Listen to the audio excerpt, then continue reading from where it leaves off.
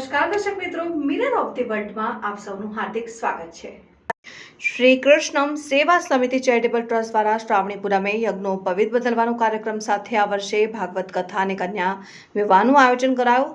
શ્રી કૃષ્ણમ સેવા charitable trust Vadodara દ્વારા અધ્યક્ષ રાજેશભાઈ પાઠકની આગેવાનીમાં સોમવારે શ્રાવણી પૂર્ણિમાના પવિત્ર દિવસે શહેરના ફતેગંજ ખાતે આવેલા શ્રી પીપળેશ્વર મહાદેવ મંદિરના પટાંગણમાં યજ્ઞો પવિત્ર બદલવાનો કાર્યક્રમ યોજાયો। આ કાર્યક્રમમાં 125 જેટલા બ્રાહ્મણોએ યજ્ઞો પવિત્ર બદલી હતી અને કાર્યક્રમમાં પંડિત ચંદ્રપ્રકાશ શાસ્ત્રીજી દ્વારા શાસ્ત્રોક્ત વિધિ અનુસાર બ્રાહ્મણોને સૂર્યદેવ સમક્ષ મંત્રોચ્ચાર સાથે યજ્ઞોપવિત બદલાવી હતી અને દર વર્ષની જેમ આગામી જાન્યુઆરી માસમાં ભાગવત સપ્તાહનું આયોજન કરવામાં આવનાર છે। સાથે જે કન્યા વિવાહ યોજી કન્યાદાનનું સંકલ્પન રાજેશભાઈ પાઠક દ્વારા કરવામાં આવ્યો। દર શનિવારે ફતેગંજ સ્થિત પીપળેશ્વર મહાદેવ મંદિર ખાતે શ્રી કૃષ્ણમ ચેરિટેબલ ટ્રસ્ટ દ્વારા રાજેશભાઈ પાઠકની અધ્યક્ષતામાં સુંદરકાંડ અને પ્રસાદીનું આયોજન કરાયું હતું।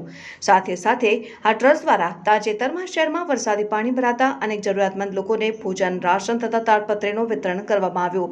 આ ટ્રસ્ટ દ્વારા દર વર્ષે જરૂરિયાતમંદ પરિવારના બાળકોને નોટબુક વિતરણ કરવામાં આવે છે। સાથે સાથે ધાર્મિક યાત્રા ભાગવત સપ્તાહ સહિત અનેક ધાર્મિક અને સામાજિક કાર્યો કરવામાં આવી રહ્યા છે। કાર્યક્રમમાં આયોજક રાજેશભાઈ પાઠક, બી.આર. મિશ્રા, ઓમકાર તિવારી, રાકેશ શુક્લા, અખિલાનંદ ત્રિપાઠી, અમિત પાંડે, રાજેશ તિવારી, ચંદ્રપ્રકાશ પાંડે તથા પારસનાથ પાંડે तथा રાજેશભાઈ मिश्रा સહિતના આગેવાનો ઉપસ્થિત રહ્યા હતા। योगपति का पूनम के दिन योगपति सोमवार के दिन हम लोगों ने किया है जनेऊ का। बहुत अच्छा दिन था उस दिन, इसलिए जनेऊ का आयोजन किया गया। कितने ब्राह्मण उपस्थित रहे थे? 100 जितने ब्राह्मण इकट्ठे हुए थे। आगे क्या कार्यक्रम आयोजित करेंगे? अब अगले साल जब भागवत होगी उसमें कन्या का कुछ विवाह करना है, महाराज जी ने भी बोला है, तो अपने कन्या का विवाह करने का रखा गया है। ये ट्रस्ट द्वारा और कौन कौन सी प्रवृत्ति की जाती है? सामाजिक है, धार्मिक है? इसके द्वारा हम लोग जहाँ भी जो गरीब है, अभी बारिश हुआ उसमें हम लोगों ने सब बांटा है। गरीबों को हम लोग दान पुण्य जो भी होता है, जो हमारे ट्रस्ट से होता है, जहाँ मालूम पड़ता है वहाँ हम लोग जाके सहयोग करते हैं। श्री हनुमान जी महाराज की जय। आज हम लोग राजेश पाठक जी के अध्यक्षता में जो प्रथम बार यज्ञोपवीत धारण करने का कार्यक्रम था, फतेहगंज 4 रास्ता पर श्री पीपलेश्वर महादेव मंदिर पर श्री कृष्णम सेवा चैरिटेबल ट्रस्ट के द्वारा वो कार्य इस बार बहुत ही सफलतापूर्ण संपन्न हुआ। और दर वर्ष श्री राजेश पाठक जी के द्वारा जो है श्रीमद् भागवत सप्ताह का कार्यक्रम किया जाता है, वो भी बहुत अच्छे से संपन्न होता है।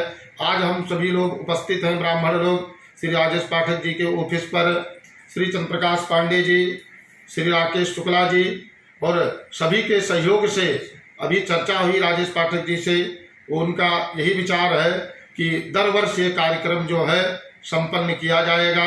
और उनका अति उत्तम एक और बहुत अच्छा विचार है कि श्रीमद् भागवत कथा जब होगा तो एक कन्या का दान करके जो है विवाह का भी कार्य किया जाएगा।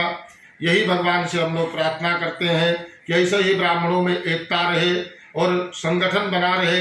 धार्मिक कार्य जो श्री कृष्णाच एवं ट्रस्ट है, इसके द्वारा अनेकों प्रकार की सेवा जो है हर एक जगह पर जहाँ जितना होगा उस प्रकार से सहयोग करके कार्य आगे किया जाएगा। आपका परिचय? मेरा नाम चंद्रप्रकाश शास्त्री, श्री पीपलेश्वर महादेव मंदिर फतेहगंज बड़ोदरा। आज हम सभी लोग उपस्थित हैं राजेश पाठक जी के ऑफिस पर। अभी उनसे चर्चा हुई और चंद्रप्रकाश पांडे जी, राकेश शुक्ला जी, सबने यही विचार किया है कि इस बार श्रीमद् भागवत सप्ताह जब रखा जाएगा तो एक कन्या का जो है कन्यादान करके विवाह का भी कार्य संपन्न किया जाएगा। ऐसा जो है अभी राजेश पाठक जी ने कहा है। और अनेकों जो मानवता या मानव की सेवा है वो भी इस ट्रस्ट के द्वारा आगे करने के लिए संकल्प सभी लोग ले रहे हैं। और सबको भगवान समर्थ करें और सद्बुद्धि दें। आगे ऐसा राजेश पाठक जी के द्वारा सभी ब्राह्मणों के द्वारा ऐसा कार्य होते रहे। सियापति रामचंद्र भगवान की जय। सबसे अपने राजेश भाई पाठक श्री कृष्णम चैरिटेबल ट्रस्ट द्वारा आयोजित કરવામાં આવ્યું હતું। આપણે શ્રાવણી પરોત્સવ સંસ્કાર જે પૂનમે જે શ્રાવણી પૂનમ આવે છે, શ્રાવણની પૂનમમાં કરવામાં આવે છે, જેમાં ભૂદેવો જનેવું પરિવર્તન કરે છે, એ કાર્યક્રમ રાખવામાં પીપલેશ્વર મહાદેવ ફતેહગંજ વડોદરામાં રાખ્યું છે, જેમાં શ્રી કૃષ્ણમ સેવા ટ્રસ્ટના લોકો અને અન્ય તમામ વડીલો બધા જનેऊ પરિવર્તન કરવા માટે આવ્યા હતા। લગભગ 100 થી 125 માણસો હતા।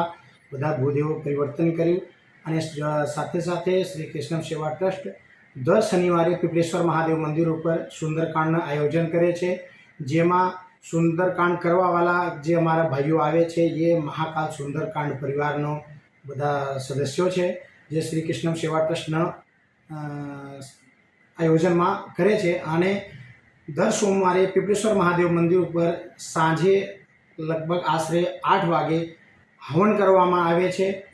શ્રી કૃષ્ણ સેવા ટ્રસ્ટ દ્વારા દર સોમવારે હવન કરવામાં આવે છે અને શ્રી કૃષ્ણ સેવા ટ્રસ્ટ દ્વારા દર વર્ષે ભાગવતનો કાર્યક્રમ કરવામાં આવે છે, જે લગભગ જનવરીથી ફરવરીમાં આયોજન કરવામાં આવે છે, જેમાં રોજે લગભગ 7 દિવસ સુધી લોકોને ખાનપાન ભોજન ભંડારાનું આયોજન હોય છે.